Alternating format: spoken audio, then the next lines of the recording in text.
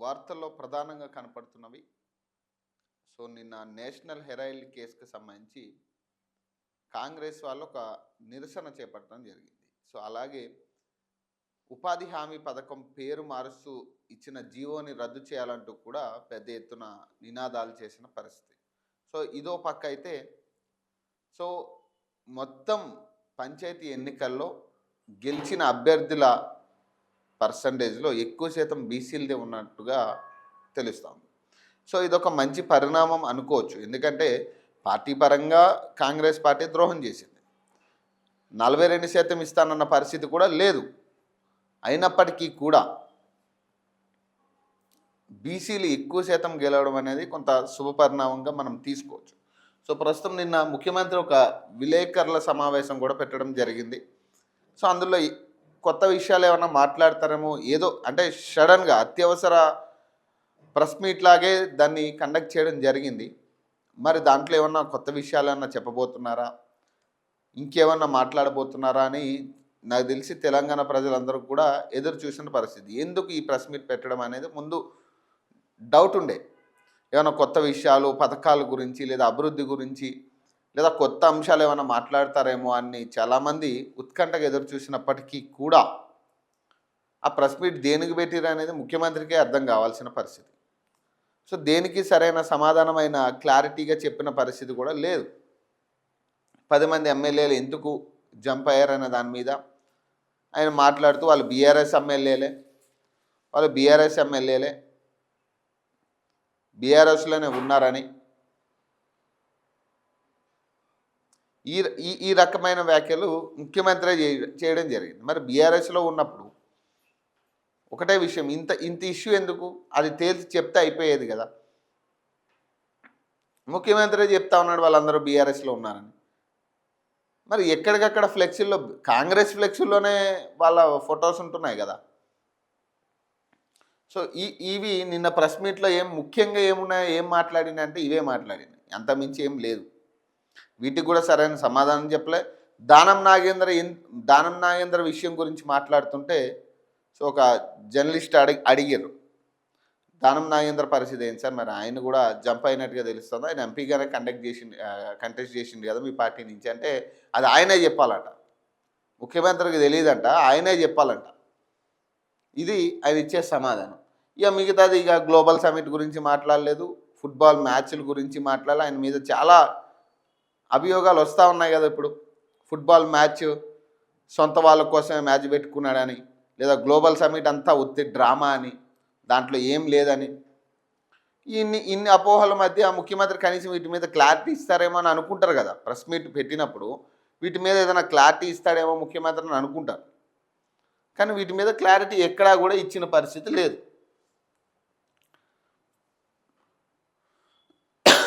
మూడింట రెండొంతుల ఆధిక్యంతో తిరిగి అధికారంలోకి వస్తామంట. ఎక్కడ వచ్చే ఎన్నికల గురించి, అసెంబ్లీ ఎన్నికల్లో, పంచాయతీ ఎన్నికల ఫలితాలు పునరావృతం. మా 2 ఏళ్ల పాలనపై ప్రజల విస్పష్టంగా ఇచ్చిన తీర్పు ఇది. గజ్వేల్ సహా 87 అసెంబ్లీ నియోజకవర్గాల్లో కాంగ్రెస్కు ఆధిక్యం. పంచాయతీ ఎన్నికల్లో బీజేపీ బీఆర్ఎస్ కుమ్మక్కు. కలిసి పోటీ చేసినా వాటికి వచ్చింది 33% పంచాయతీలే.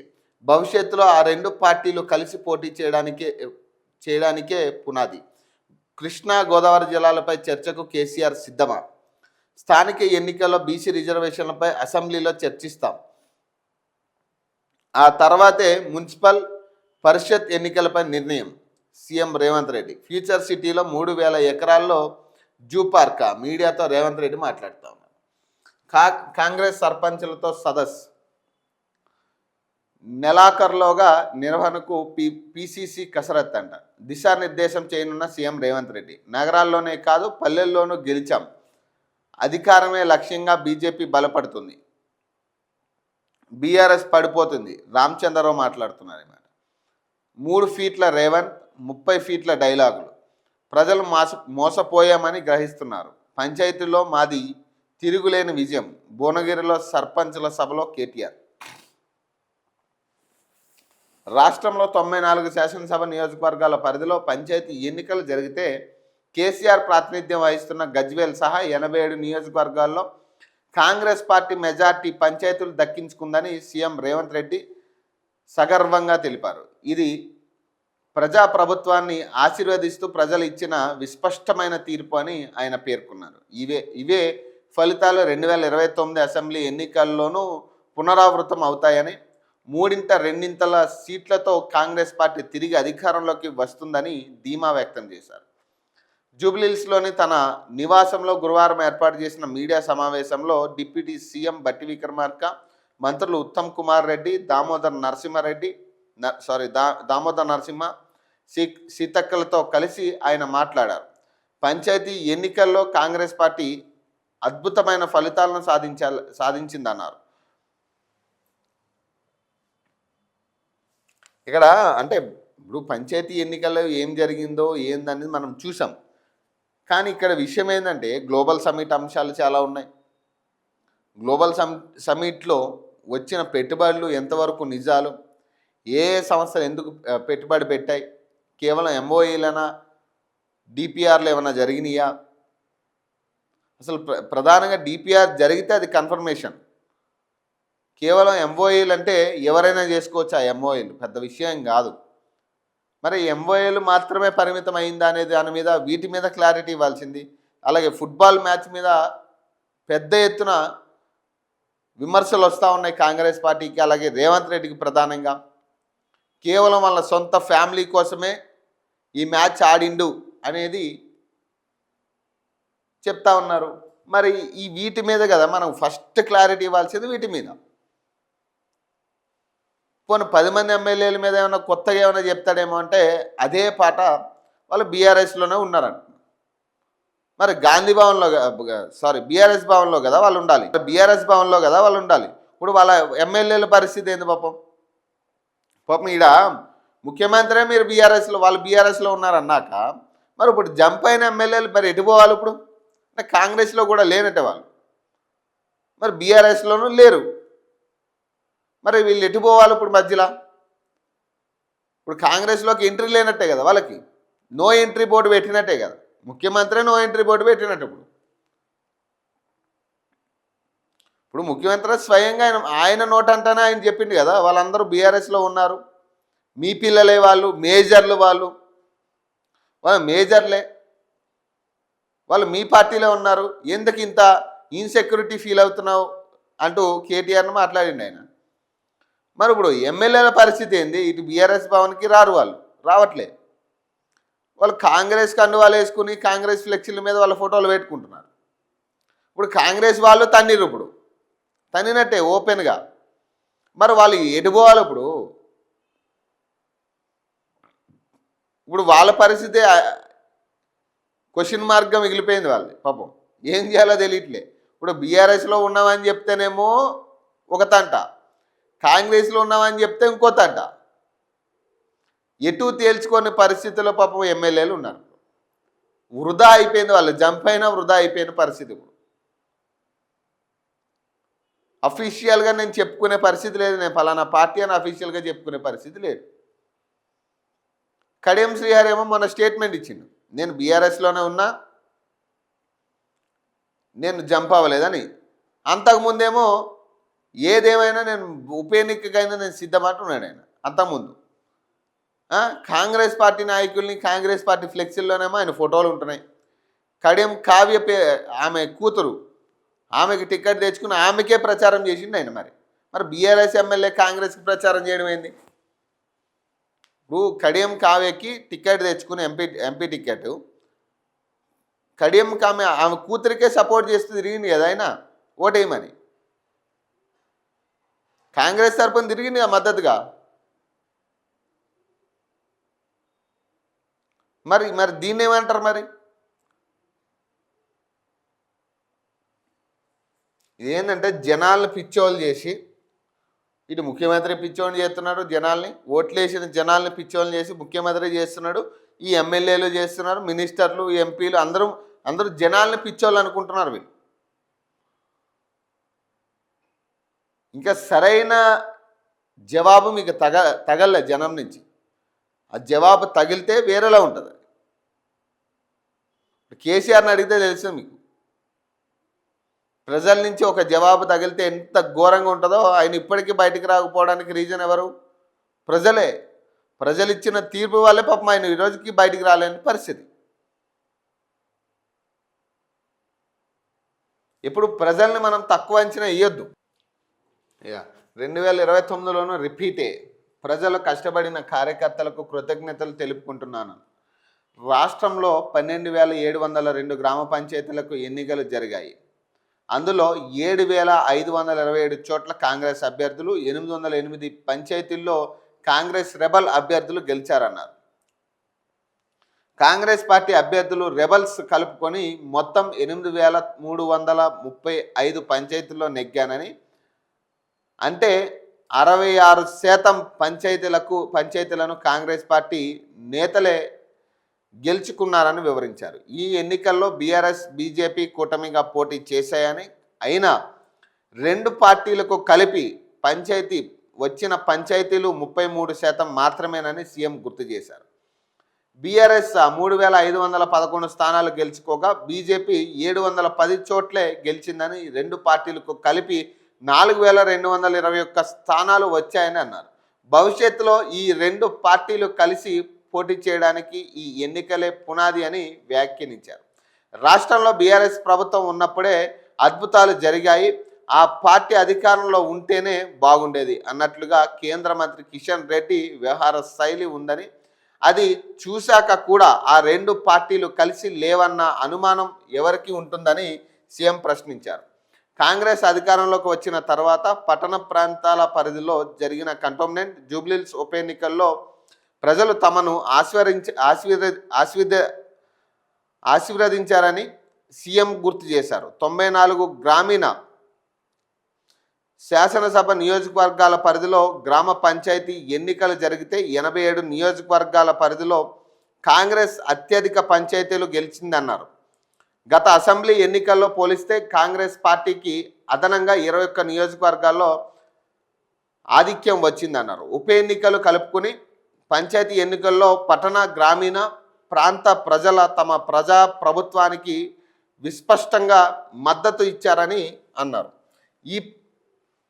ఈ రెండేళ్లలో ప్రభుత్వ అభివృద్ధి సంక్షేమ కార్యక్రమాలను సమపాలనలో అమలు చేయడం, 7వ గ్యారంటీగా ప్రజలకు స్వేచ్ఛను అందించడమే ఈ ఫలితాలకు కారణమని, ఈ ఫలితాలను తమ బాధ్యతను మరింత పెంచుతాయని ఆయన అన్నారు. అలాగే అధికారం కోల్పోయిన ప్రతిపక్షంలో ఉన్న వారికి అహంకారం తగ్గలేదని సీఎం దుయ్యబట్టారు. మరొక ఆయన కడుపులో విషం ఉందని, దాన్ని ఆయన తన మాటలు, వ్యవహార శైలిలో చూపిస్తున్నారని విమర్శించారు.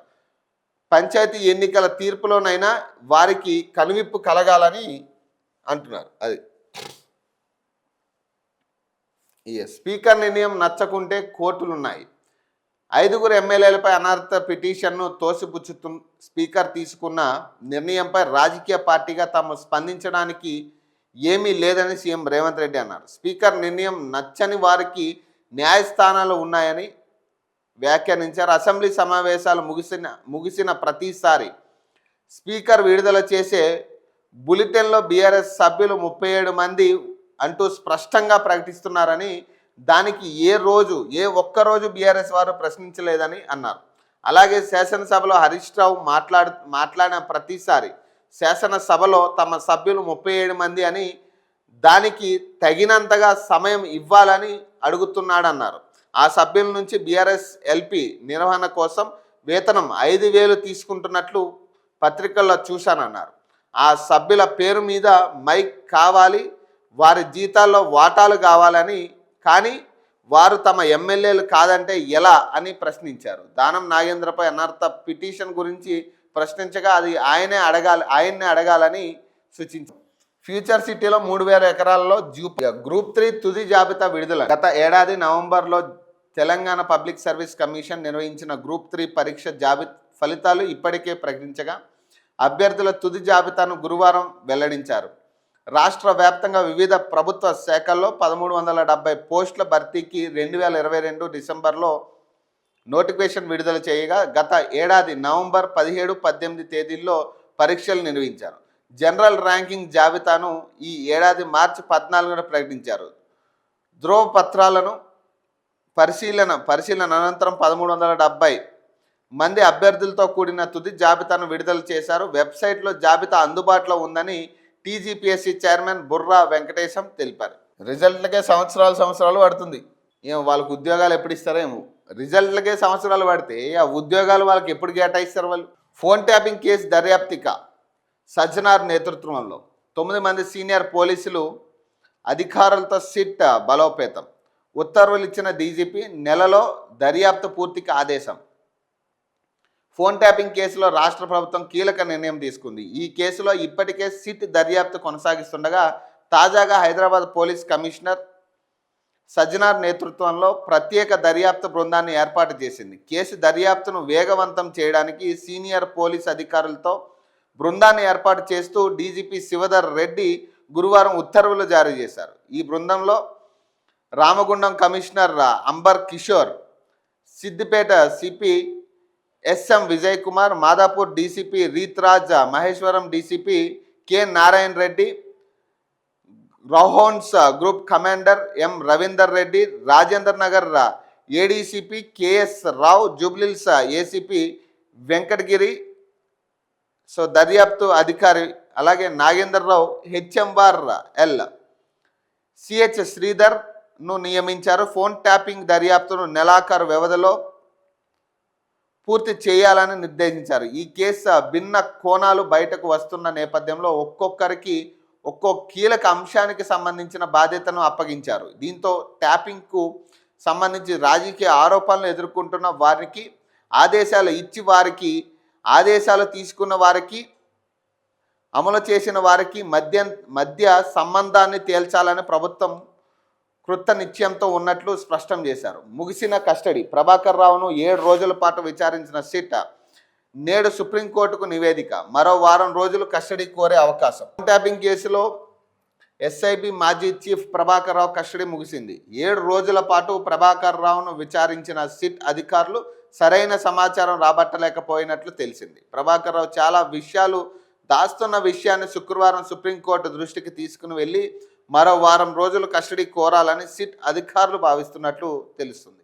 ఇప్పటి వరకు సిట్ విచారణలో ప్రభాకర్ రావు వెల్లడించిన అంశాలపై హైదరాబాద్ సిపి సజ్జనార్ సమీక్ష నిర్వహించి తగు సూచనలు చేసినట్లు సమాచారం. మావోయిస్టుల పేరు చెప్పి ప్రైవేటు వ్యక్తుల ఫోన్ నెంబర్లు ట్యాప్ చేసిన విషయం స్పష్టమవుతున్నా అలా ఎందుకు చేశారు, ఎవరు ఆదేశాలతో చేశారు, ట్యాపింగ్ సంభాషణలు విన్న తర్వాత ఆ సంభాషణలు రికార్డింగ్ చేసి ఎవరికి పంపించారు అనే విషయాలపై ప్రభాకర్ రావు పెదవి విప్పితే కానీ ముందుకు వెళ్ళలేమని దర్యాప్తు అధికారులు పేర్కొంటున్నారు. ఇప్పుడు ఎవరు చెప్పిర్రు, ఎవరికి ఇచ్చారంటే అప్పుడున్న అధికారులే, అప్పుడున్న హోంశాఖకే లేదా అప్పుడున్న ప్రధాన నాయకత్వానికే అందించే పరిస్థితే. ఇది ఓపెన్గా ఎవరి కోసం సొంత పార్టీ నేతలు కూడా ఏమేం మాట్లాడుతున్నారు మన గురించి అనే వినే పరిస్థితి కూడా ఉంది. ఇప్పుడున్న కేసీఆర్, కేటీఆర్ అవసరమైతే హరీష్ రావు ఫోన్ కూడా ట్యాప్ అయింది. హరీష్ రావు ఫోన్ కూడా ట్యాప్ చేసిన పరిస్థితి. ఇక్కడ ఏంటంటే సొంత పార్టీ నేతలు ఏడ జంప్ అవుతారో, మన గురించి ఏం మాట్లాడుకుంటున్నారో వినాలన్న ఆతృతతో చేసిన పనిది.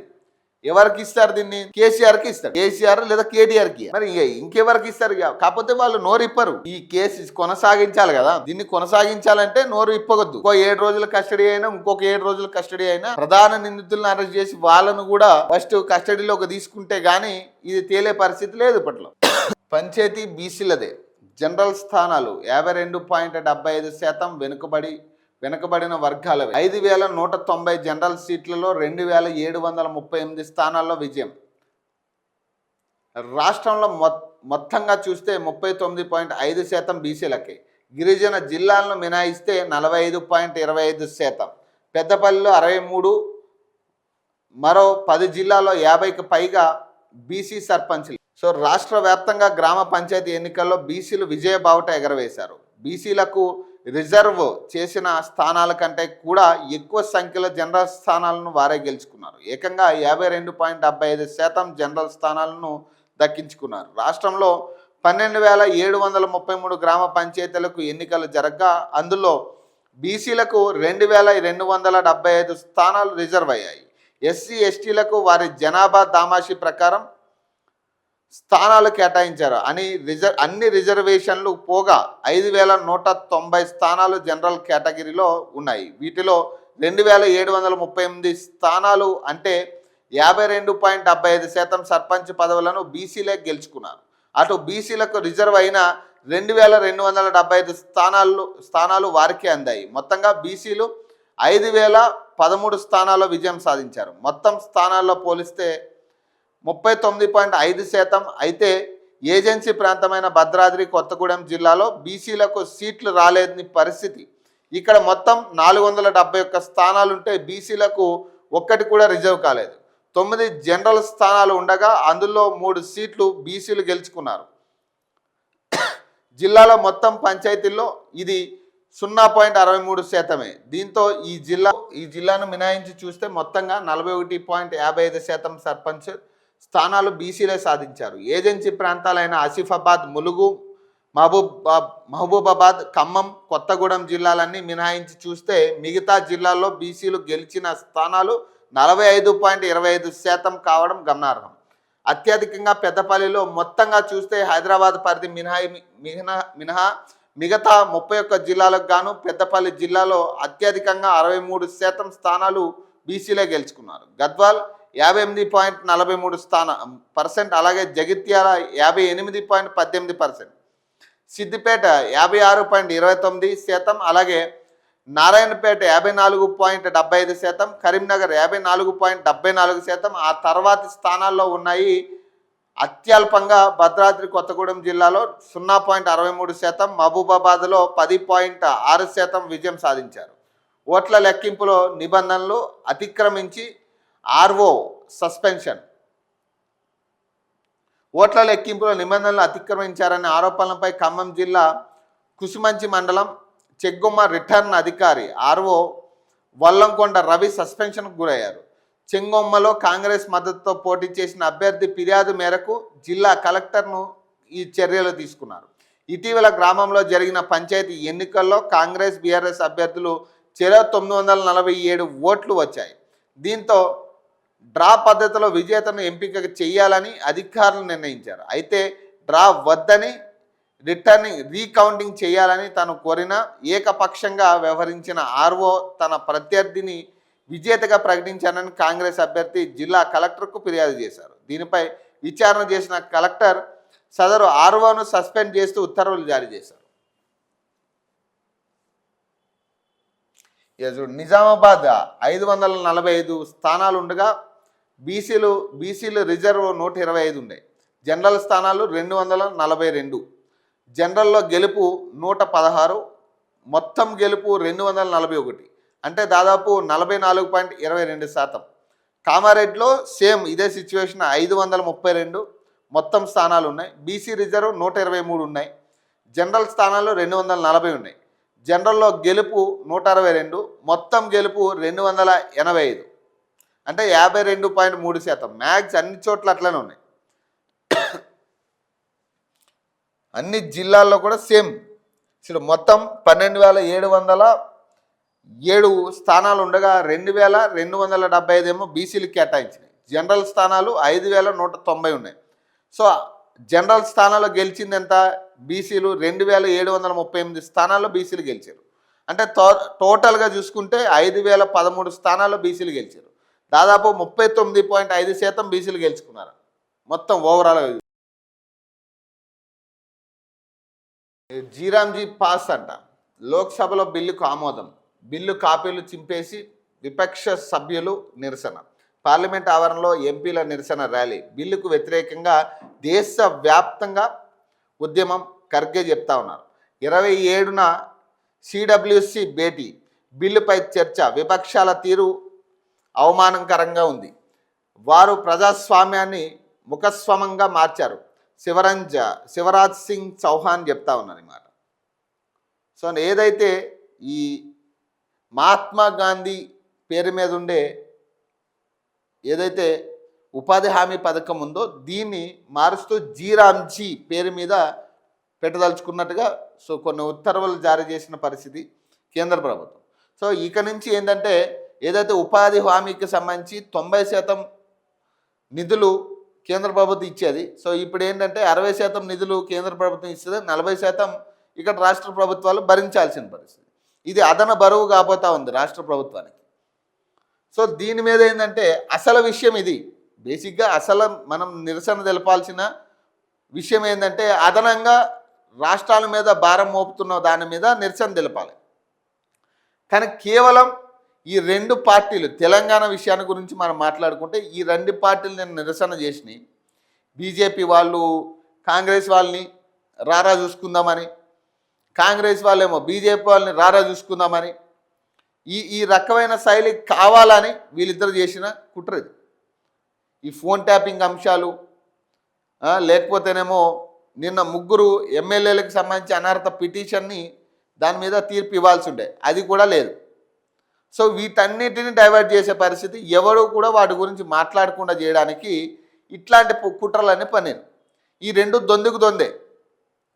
వీళ్ళేమంటున్నారు, రాముడి పేరు మీద మీరు ఎట్లా పెడతారు, గాంధీ పేరు తీసి అంటారు. మహాత్మా గాంధీ పేరు తీసి రాముడి పేరు ఎందుకు పెట్టారు మీరు అంటారు. సో వాళ్ళేమంటున్నారు, రాముడి పేరు మీద మీరు వ్యతిరేకిస్తూ ఉన్నారు అంటే రాముడిని మీరు కించపరుస్తున్నారని బీజేపీ వాళ్ళు అంటున్నారు. ఇక్కడ ఇద్దరు ప్రజల విషయంలో ఇప్పుడు శ్రీరాముడిని దేవుడిగా కొలుస్తారు. ఆ విషయంలో ఎవరికి డౌట్ లేదు. మీరు కొత్తగా క్రియేట్ చేస్తూ ఉన్నారు ఈ అంశాల్ని. వీటిని పెట్టుకునేమో రాముడిని పెట్టుకునేమో బీజేపీ వాళ్ళు రాజకీయాలు చేస్తున్నారు. అసలు ప్రజల్లో లేని అంశాన్ని మీరిద్దరు కొట్లాడుతున్నారు, మీరిద్దరు క్రియేట్ చేస్తున్నారు ప్రజలకి. మాకు ఎటువంటి అభ్యంతరాలు లేవు వేటి మీద, మాకు ఎటువంటి అభ్యంతరాలు లేవు. రాజకీయంగా మీరు చేయాల్సింది ఏంది, ప్రజలకి మేలు చేసే విధానంలో పేర్లు మార్పుల వల్ల ఎవరికి ఒరిగేది ఏం లేదు. పేర్లు మార్చుకుని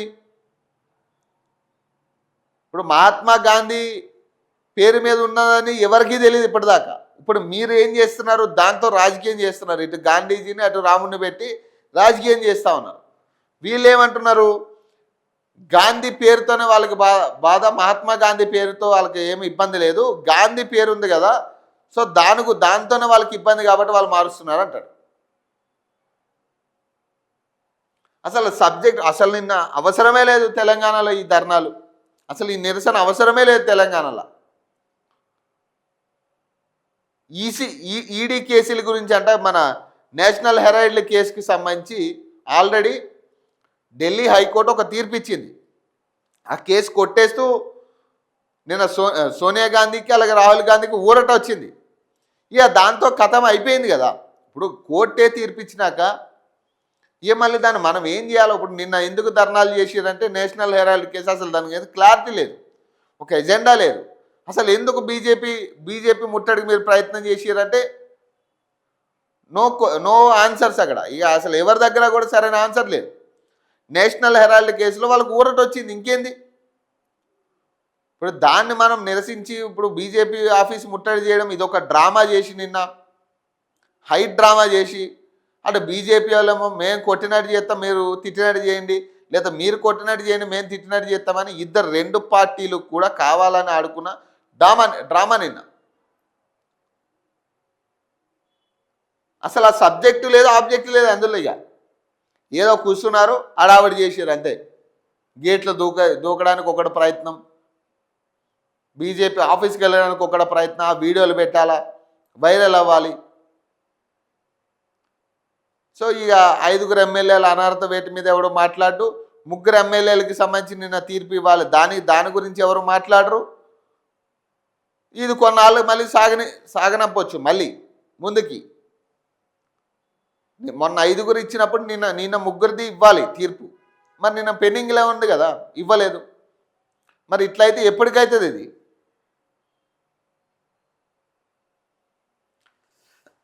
ఇక మీనాక్షి మహేష్ గౌడ్ ఆధ్వర్యంలో బీజేపీ ఆఫీస్ ముట్టడి యత్నం అంట. గాంధీ భవన్లోనే నేతల అడ్డుకున్న పోలీసులు. మోదీకి వ్యతిరేకంగా నినాదాలతో ఉద్రిక్తత. సోనియా రాహుల్ను వేధిస్తున్నారని ఆగ్రహం అంట. అన్ని జిల్లాల్లోనూ బీజేపీ ఆఫీసుల వద్ద నిరసనలు అంట. గాంధీ భవన్ వద్ద రోడ్డుపై కాదు గాంధీ భవన్లో బైఠాయించారు వాళ్ళు. గాంధీ భవన్ వద్ద రోడ్డుపై బైఠాయించిన కాంగ్రెస్ రాష్ట్ర వ్యవహారాల incharge Meenakshi Natarajan, TPCC chief Mahesh Kumar Goud.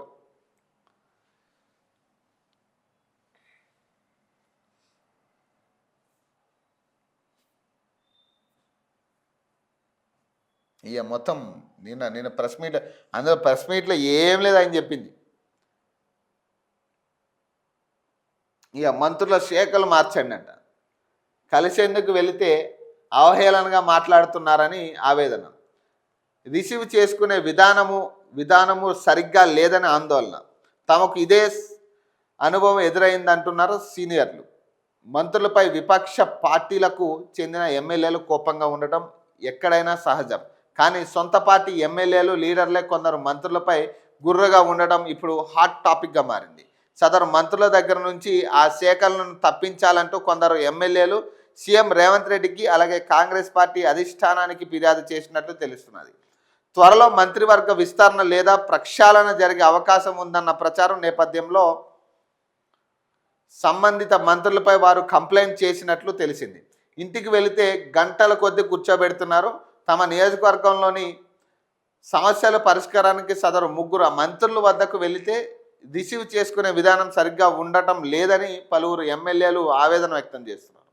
ఇంటికి వెళ్తే వెంటనే కలవకుండా గంటల కొద్దీ కూర్చోబెడుతున్నారని, చివరకు కలిసిన పొడిగా మాట్లాడుతున్నారని, అందులోనూ అవహేళన మాటలు ఎక్కువగా ఉంటున్నాయని, ఇలా ఇప్పటికే 5 సార్లు జరిగిందని ఉమ్మడి వరంగల్ జిల్లాకు చెందిన ఓ ఎమ్మెల్యే ఫిర్యాదు చేసిండట.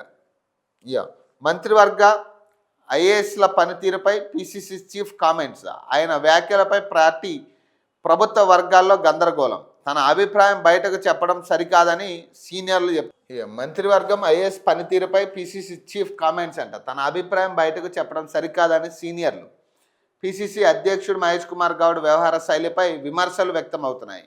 ఆయన మాట్లాడిన అంశాలు అటు పార్టీలో ఇటు ప్రభుత్వ వర్గాల్లో గందరగోళం సృష్టిస్తున్నాయని అన్నారు.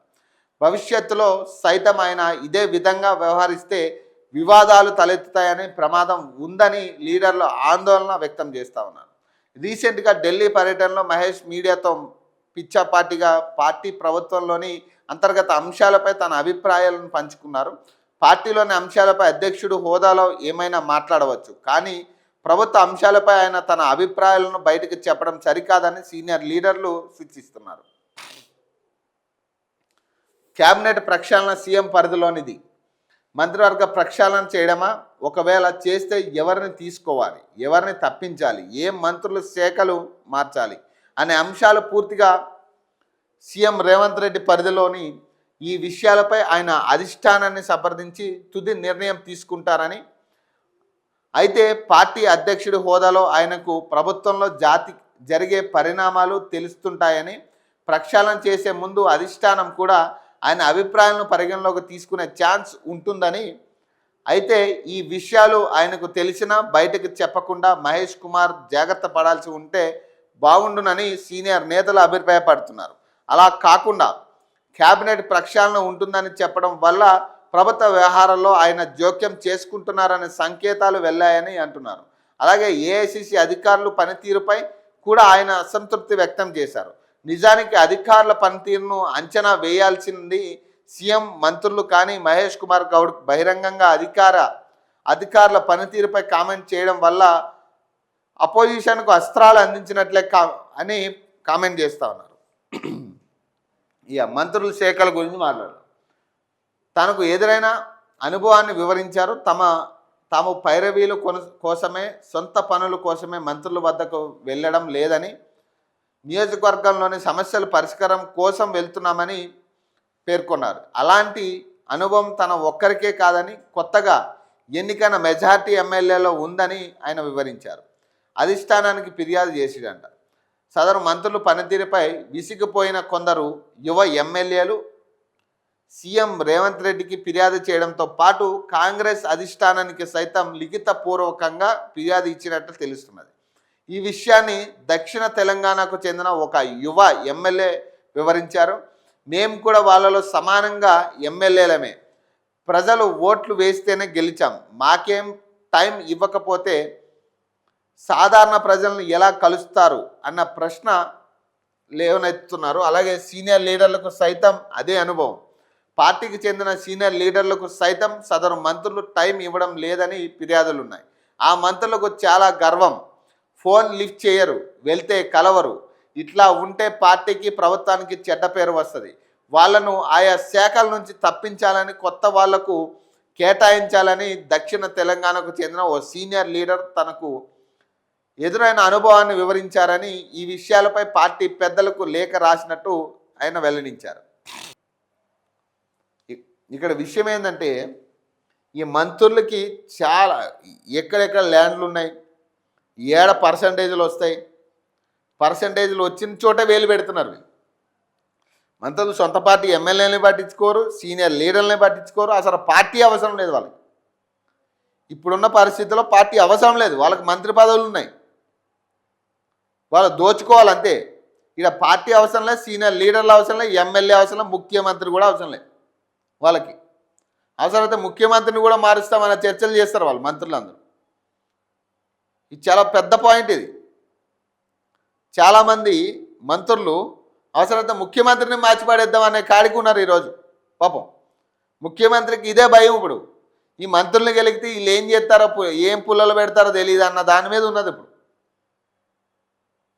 అందులో ప్రధానం కోమటిరెడ్డి వెంకటరెడ్డి, పొంగులేటి శ్రీనివాసరెడ్డి, వీళ్ళందరూ ఉన్నారు ఇందులో. ఒకవేళ వాళ్ళ మినిస్టర్ పదవికి కనుక డోకా వస్తే అవసరమైతే ముఖ్యమంత్రిని కూడా మార్చే పరిస్థితి ఉంది ఇప్పుడు ఈరోజు. మరి ఇంత పవర్ మంత్రులకి ఎక్కడిది? వీళ్ళు డైరెక్ట్ అటాచ్మెంట్ ఇక ఢిల్లీకి. ఇక ముఖ్యమంత్రి ద్వారా అటాచ్మెంట్లు ఏం లేవు, డైరెక్ట్ ఢిల్లీకి అటాచ్మెంట్. వీళ్ళు అధిష్టానానికి డైరెక్ట్ అటాచ్మెంట్ మంత్రులందరూ. ఇప్పుడు వీళ్ళు ఇక్కడ ముఖ్యమంత్రితో పని లేదు వీళ్ళకి. పాపం ఇప్పుడు ముఖ్యమంత్రి భయం కూడా అదే. వీళ్ళు ఒకవేళ వీళ్ళని ఏదైనా అంటే వీళ్ళు ఢిల్లీ అధిష్టానానికి డైరెక్ట్గా ఇక్కడ ఏమైనా పర్సంటేజ్లు తీసుకున్నాయి ఇవన్నీ కూడా ఆడ చెప్తారేమో, ఇదే భయం పట్టుకుంది ఆయన పాపం. ఇప్పుడు సీనియర్లకి ఎమ్మెల్యేలకే కాదు, ముఖ్యమంత్రి పరిస్థితి కూడా అదే. పాపం ఆయన చెప్పుకోలేకపోతున్నాడు, మీరు చెప్తున్నారు అంతే. ఏం చేయలేని పరిస్థితి ముఖ్యమంత్రికి ఇప్పుడు. ఇప్పుడు మంత్రివర్గ విస్తరణలో కనుక నిజంగా మార్చే పరిస్థితి ఉంటే ముందు పొన్నం ప్రభాకర్ని మారుస్తారు, కోమటిరెడ్డి వెంకటరెడ్డిని మార్చే ఛాన్స్ ఉంది, తర్వాత కొండా సురేఖ ఆమెను కూడా మార్చే పరిస్థితి ఉంటుంది. వీళ్ళ వల్ల ఫస్ట్ పార్టీకే మైనస్ తప్పితే ఉపకారం అయితే ఏం లేదు. పార్టీకి వీళ్ళ వల్ల ఒరిగేదైతే ఏం లేదు కొత్తగా, వీళ్ళ వల్ల నష్టాలే తప్పితే.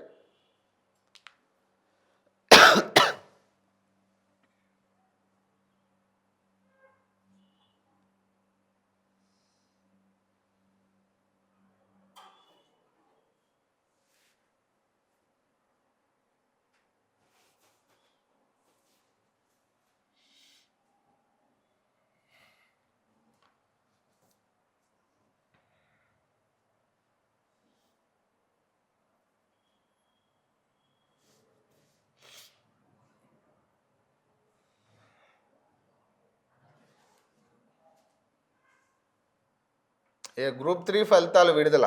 1388 పోస్టులకు గాను 1370 మంది అభ్యర్థుల ఎంపిక. త్వరలోనే నియామక పత్రాలు. TGPSC chairman Burra Venkatesham 2024 November 17న 18 తేదీల్లో జరిగిన పరీక్షలంట.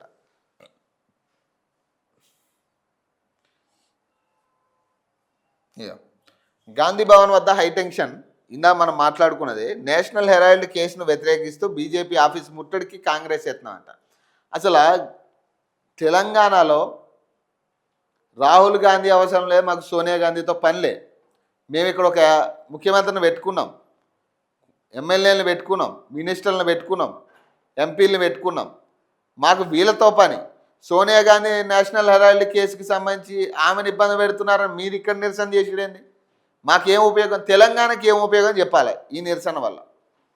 ఈ నిరసన వల్ల, నేషనల్ హెరాల్డ్ కేసు నిరసన వల్ల తెలంగాణకు ఉపకారం ఏంది? మీ సోనియా గాంధీని మెప్పించుకోవడానికి, మీ రాహుల్ గాంధీని మెప్పించుకోవడానికి, మీరు ఫోటోలు దిగి వాళ్ళకు వాట్సాప్ చేసుకోవడానికి తప్పితే ఈ నిరసన వల్ల మాకు ఉపకారం ఏం లేదు. పోలీసుల టైం వేస్ట్, మా టైం వేస్ట్ తప్పితే ఉపయోగం ఏం లేదు దీనివల్ల. ఇట్లా ఫ్రంట్ పేజీలో ఫోటోలు వస్తాయని తప్పితే ఈ ఫోటోలు చూసి వాళ్ళు మురిసిపోతారు. అరే తెలంగాణలో మనకి మంచి హడావరి చేసారు మన వాళ్ళందరూ, మనకి సపోర్ట్ చాలా ఉందనుకుంటారు వాళ్ళు. నిజానికి వాళ్ళ వల్ల మాకు ఉపకారం అయితే ఏం లేదు. అండ్ నేషనల్ హెరాల్డ్ కేసు అయిపోయింది, ఇప్పుడు కొట్టేసింది కేసు, అది కొనసాగట్లే. ఇంకా చాలా కేసులు ఉన్నాయి వాళ్ళ మీద. వాటన్నిటికీ నిర్ణయం రావాలి.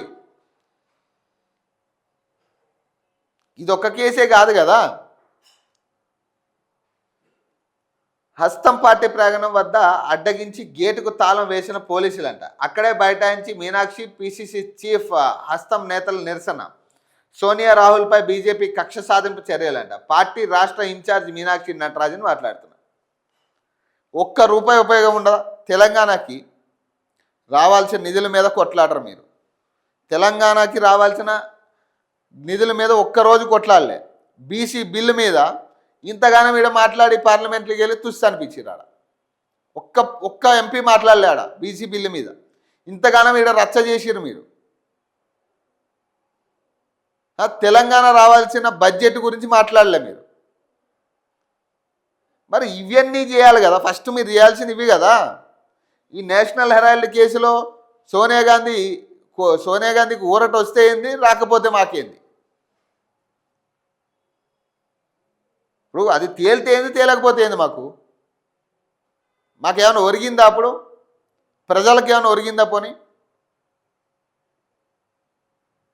మీరు చేయాల్సిన పని లేదు, మీరు చేస్తున్న పని లేనిది.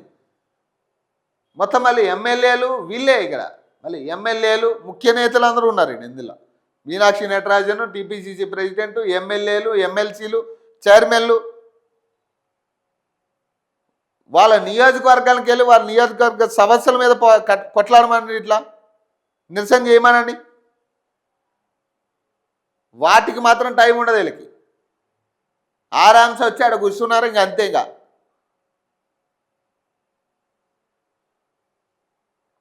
బీజేపీ కాంగ్రెస్ సీక్రెట్ దోస్తానా ఇది. కావాలని డైవర్షన్ చేయడానికి ఇదంతా చేసేది. ఇప్పుడు ఏదైతే ఉపాధి హామీ పథకం పేరు మార్చిర్రా, దాని గురించి డిస్కషన్ జరగలే నిన్న. మొత్తం ఇదే సబ్జెక్టు. బీజేపీ ఉపాధి హామీ పథకం పేరు మార్చింది. ఇప్పుడు దాని మీద డిస్కషన్ జరగలే. వీళ్ళు ఎమ్మెల్యే అనార్హత వేటుకి సంబంధించి డిస్కషన్ జరగలే. కేవలం డిస్కషన్ అంతా నిన్న ఏం జరిగింది, ఈ ధర్నాలే జరిగింది. హై టెన్షన్ ఇదే జరిగింది. ఇక మొత్తం డైవర్షన్ ఇది. ఓట్లు వేసిన ప్రజలను పిచ్చోళ్ళని చేయడానికే తయారయ్యారు వీళ్ళంతా.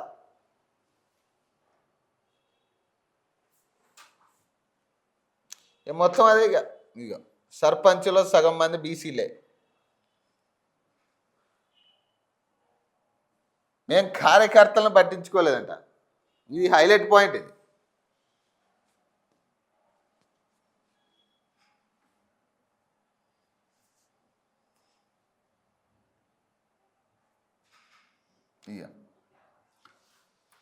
సర్పంచులకు బిల్లులు ఇవ్వలేదు. 2023 ఎన్నికల్లో కేడర్ కూడా మమ్మల్ని పట్టించుకోలే, అందుకే ఓడినాం. బీఆర్ఎస్ వర్కింగ్ ప్రెసిడెంట్ కేటీఆర్ వ్యాఖ్యలంట. పార్టీ ఫిరాయించిన ఎమ్మెల్యేలు ఆడో మగో చెప్పుకోలేకపోతున్నారని, సీఎం చెప్పినట్లుగా స్పీకర్ ఆడుతున్నారని, ఫిరాయింపులు ఆయనకు కనిపిస్తలేవని విమర్శించారు. తాము 10 ఏళ్ల అధికారంలో ఉండి కూడా కేడర్ను పక్కన పెట్టి తప్పు చేశామని బీఆర్ఎస్ వర్కింగ్ ప్రెసిడెంట్ కేటీఆర్ అన్నారు. 2023 ఎన్నికల్లో కేడర్ కూడా తమను పట్టించుకోలేకపోవడంతో ఓడిపోయామని ఆయన పేర్కొన్నారు. గురువారం యాదాద్రి జిల్లా భువనగిరిలో బీఆర్ఎస్ ఆఫీస్లో కొత్త సర్పంచులు ముఖ్య కార్యకర్తల సమావేశంలో ఆయన మాట్లాడుతూ 10 ఏళ్ళు అధికారంలో ఉన్న మనం తప్పు చేసినాం. పార్టీ కేడర్ను పట్టించుకోలేదు, కమిటీలు వేయలేదు, పార్టీని బలోపేతం చేయడాన్ని మర్చిపోయినాం. సర్పంచులు ఎంపీటీసీలను పట్టించుకోలేదు, వాళ్లకు రావాల్సిన బిల్లులు ఇప్పించలేదు. 2023 అసెంబ్లీ ఎన్నికల్లో వాళ్ళు ఉత్సాహంగా పనిచేయలేదు.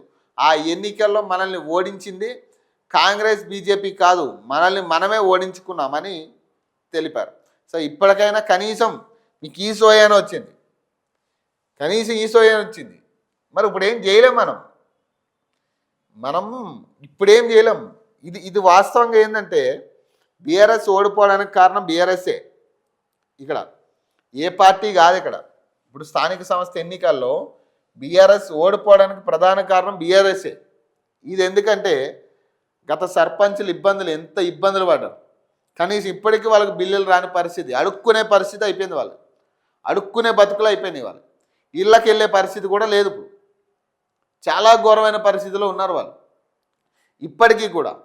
కనీసం ఆ పరిస్థితులు చూసానో వీళ్ళు కనీసం వాళ్ళకి ఇప్పటికీ సపోర్ట్ చేసే పరిస్థితి లేదు పార్టీ పరంగా.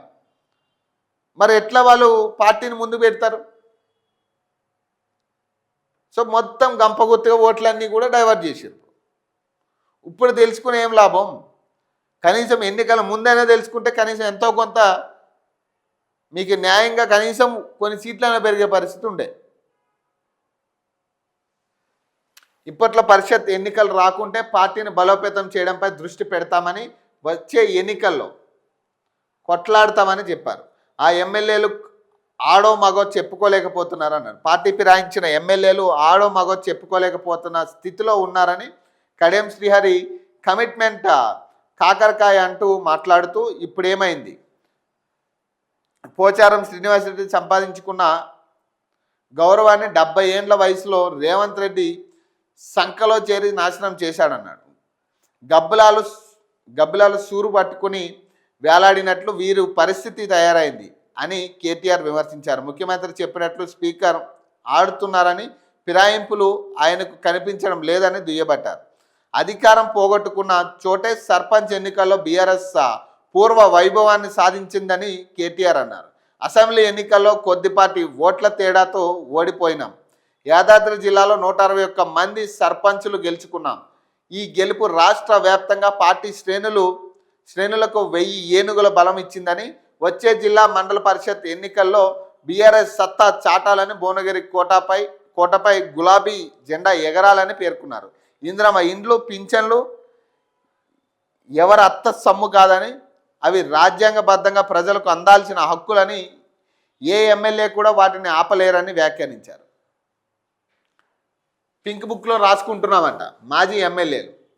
అధికార పార్టీకి ఆఫీసర్లు, పోలీసులు కొమ్ము కాస్తున్నారని మాజీ ఎమ్మెల్యేలు గొంగిడి సునీత, అలాగే గాదారి కిషోర్, అలాగే కుసుకుంట్ల ప్రభాకర్ రెడ్డి ఆరోపించారు. అన్నిటినీ పింక్ బుక్లో రాసుకుంటున్నాం, 2 ఏళ్లలో అధికారంలోకి వచ్చేది మేమే, అప్పుడు ఒక్కటికి 2 బదులు ఇచ్చుకుంటామని వారు హెచ్చరించారంట. ఇట్లాంటి రాజకీయాలు వద్దు. ప్రజలకు ఏం చేస్తామనేది చెప్పాలా. ఇట్లాంటి రాజకీయాలు మీరు పింక్ బుక్లో రాసుకుంటారా, ఎల్లో బుక్లో రాసుకుంటారా, లేదా 3 రంగులున్న జెండా బుక్లో రాసుకుంటారా, మాకు అనవసరం అది. కానీ మాకు కావాల్సింది ఏంటంటే ప్రజలకు చేయాల్సిన పనులు మీరు చేయాలి. ఈ పనికిమాలిన స్టేట్మెంట్స్ అవసరమే లేదు ప్రజలకి. మ్యాగ్స్ అన్ని పేపర్లో కూడా ఇవే వార్తలు కనపడుతున్నాయి.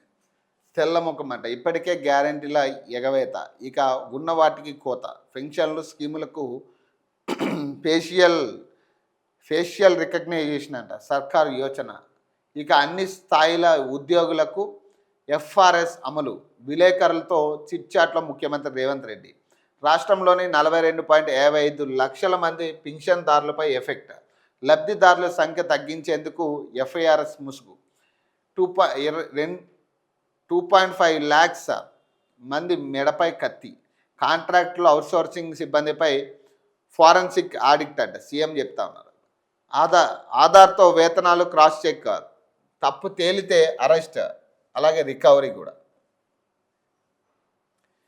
ఫుడ్ పాయిజన్తో గురుకుల్ విద్యార్థిని దుర్మరణం, ఇదొక దారుణమైన పరిస్థితి. దీన్ని ఎందుకు ఇప్పటికీ కూడా ప్రభుత్వాలు వీటి మీద ముఖ్యమంత్రి నిన్న అంత గంట సేపు ప్రెస్ మీట్ పెట్టింది. కనీసం వీటి గురించి ఒక్కటి విద్యాశాఖ మంత్రి ఆయన మళ్ళీ ఆయనకి పదే గుర్తు చేయాల్సి వస్తుంది, విద్యాశాఖ మంత్రి మీరే అని. విషాహారంతో అస్వస్థత, 15 రోజులుగా చికిత్స, హైదరాబాద్లోని దవాఖానలో బాలిక మృతదేహంతో ఆందోళనకు దిగిన తల్లిదండ్రులు, ఎన్నికల కోడ్ నేపథ్యంలో అడ్డుకున్న పోలీసులు. నిజామాబాద్ జిల్లా పోచంపాడులో ఘటన, పాఠశాలను సందర్శించిన సబ్ కలెక్టర్ అంట. ఇక గురుకుల్ ఫుడ్ పాయిజన్ లేనే లేవు, సీఎం రేవంత్ రెడ్డి మాట్లాడుతూ రాష్ట్రంలో పూటకో ఘటన వెలుగులోకి వస్తున్నా దబాయిస్తున్న ముఖ్యమంత్రి ఊహించుకొని లెక్కలేదు, ఎక్కడ ఎలాంటి ఆటంకాలు లేవని రేవంత్ రెడ్డి చెప్తా ఉన్నారు. మరి ఇవన్నీ ఏంది? ఇప్పుడు రేవంత్ రెడ్డి అసలు ఫుడ్ పాయిజన్లో లేవంటున్నాడు ఆయన. మరి ఇవేది? మరి ఇవన్నీ ఏంది? మన కోటి ప్రభుత్వ దవాఖానాకు సంబంధించి మరి ఆడ కూడా మనం చూపించినాం కదా, మొత్తం ఫుడ్ పాయిజన్ 24 మంది పిల్లలు, చిన్న పిల్లలు. మరి ఇవన్నీ ఏంది? ఈ ఫుడ్ పాయిజన్లు కాదు అవి. మరి వీటి మీద కనీసం ఒక సమీక్ష, అసలు ఏం జరుగుతుందో ఒకసారి క్రాస్ చెక్ చేసుకుని అసలు ఎక్కడ మిస్టేక్ అవుతుంది అనేది ఇప్పటికీ కూడా దాని మీద క్లారిటీ లేదు. ఎవడు మాట్లాడలేదు. కనీసం సొంత పార్టీ మంత్రులు, ఇంతమంది మంత్రులు ఉన్నారు, ఎమ్మెల్యేలు ఉన్నారు, ఒక్కడ మాట్లాడలేదు దాని గురించి. విద్యాశాఖ మంత్రి ఆయనే, కనీసం ఆయనైనా దీని మీద స్పందిస్తాడంటే కనీసం ఒక్కరోజు. మళ్ళీ మెస్ ఛార్జీలు పెంచుతున్నామంటున్నారు, కాస్మెటిక్ ఛార్జెస్ పెంచుతున్నామంటున్నారు. మరి ఏడబోతున్నాయి ఈ పైసలన్నీ? మరి చిన్న పిల్లల ప్రాణాలతో ఆడుకుంటుంది ప్రభుత్వం ఇప్పుడు. సో ఇది పరిస్థితి. బేసిక్గా మ్యాక్స్ అన్ని వాటిలో కూడా నిన్న ముఖ్యమంత్రి ప్రెస్ మీటు, ఈ బీసీల సంబంధించిన వార్తలు ఇవే కనపడతా ఉన్నాయి. లేదా నిన్న కాంగ్రెస్ వాళ్ళు ఇక్కడ చేసిన కొంత డ్రామా ఇవే కనపడతా ఉన్నాయి. సో ఏదేమైనా కూడా రాజకీయాలు ఇంకా ఇప్పుడు ఏదైతే విద్యాశాఖ విషయం ఇప్పుడే మనం మాట్లాడుకున్నాం, ఫుడ్ పాయిజన్ అంశాల మీద కనీసం ఒక మినిస్టర్ కానీ, అసలు విద్యాశాఖ మంత్రి కనీసం ఇట్లాంటి వాటి మీద స్పందించాలి ఖచ్చితంగా. ఎందుకంటే దాదాపు ఇది మొదటిసారి కాదు, ఇది చివరిసారి కాదు, జరుగుతూనే ఉన్నాయి ఇవన్నీ కూడా. ప్రతిరోజు ఏదో ఒక గురుకుల పాఠశాలలో ఈ ఫుడ్ పాయిజన్లు జరుగుతూనే ఉన్నాయి. కనీసం దీని మీద కనీసం క్రాస్ చెక్ చేసేటోడు ఎవడూ లేడు. అసలు ఆ ఫుడ్ ఏం పెడుతున్నారు అనేది చూసేటోడు లేడు. ఎందుకు ఇవి జరుగుతున్నాయి ఇంతగానో? ఒకటంటే అనుకోవచ్చు, దాదాపు ఈ ఏడాదిలోనే 20-30 జరిగిన పరిస్థితి. చిన్నపిల్లల ప్రాణాలు ఇవి. మరి ఇట్లాంటి పరిస్థితుల్లో కనీసం ప్రభుత్వం స్పందించకపోవడం అనేది కొంత నీచపు రాజకీయంగా కనపడతా ఉంది. ఎందుకంటే బయటకు వచ్చి మాట్లాడే పరిస్థితి ఏం లేదు, ఎవరికీ దమ్మలేదు దీని మీద. కనీసం సొంత పార్టీ మినిస్టర్లు అయినా మాట్లాడతారంటే వాళ్ళు అసలు దీని గురించి పట్టించుకునేటోడే లేడు. మిగతా అన్ని విషయాలు మాట్లాడుతున్నారు. మళ్ళీ అన్నిటికీ పైసలు వస్తున్నాయి. ఫుట్బాల్ మ్యాచ్కి వస్తుంది, గ్లోబల్ సమ్మిట్కి వస్తుంది, అన్నిటికీ వస్తాయి పైసలు. చిన్నపిల్లల ప్రాణాల విషయంలో మాత్రం కనీసం ఇంత నిర్లక్ష్యం అంటే ప్రభుత్వం నుంచి మరి ఏమనాలి వీళ్ళని? మళ్ళీ ఇంటిగ్రేటెడ్ స్కూల్స్ తీసుకొస్తాం, ఈ పెద్ద మాటలు ఇవన్నీ కూడా. మనం ఇంటిగ్రేటెడ్ స్కూల్స్ అంత అప్గ్రేడ్ చేయాల్సిన పనిలే. ఫస్ట్ వీటిని ఉన్న వాటిని సక్రమంగా నడిపిస్తే తర్వాత వాటి గురించి ఆలోచించుకోవచ్చు. పేద పిల్లల భవిష్యత్ ఇది, ఆషామాషి కాదు, ఆషామాషి వ్యవహారం కాదు ఇది.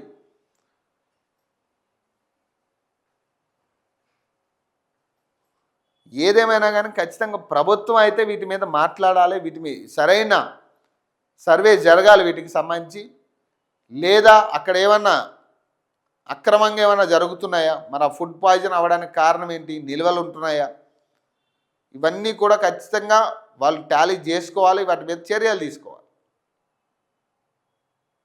ఇక దాదాపు ఇక మిగతా వార్తలన్నీ కూడా ఇవే వార్తలు కనపడతా ఉన్నాయి.